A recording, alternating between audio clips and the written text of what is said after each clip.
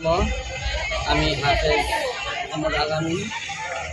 আমি জুন্নুরান ইন্টারন্যাশনাল মাদ্রাসার হিফজ বিভাগের প্রধান শিক্ষক হিসাবে আছি, দায়িত্বে আছি। তো আমি পড়াশোনা করেছি, তারপরে শেষ করেছি কুমিল্লা থেকে, দাওরাই হাদিস শেষ করেছি ৮,০০০ মাদ্রাসা থেকে, ইফতা করেছি ঢাকা থেকে।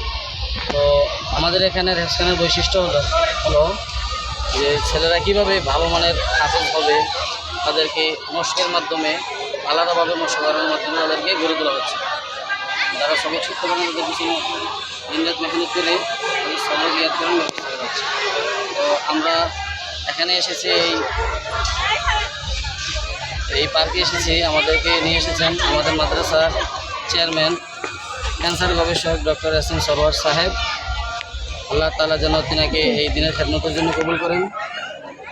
আর আপনারা সবাই আমাদের এই জুন্নুরান মাদ্রাসায় আপনাদের সন্তানদেরকে হাইস এবং আলিয়াতে পড়াশোনা করার জন্য ভর্তি করে দিবেন।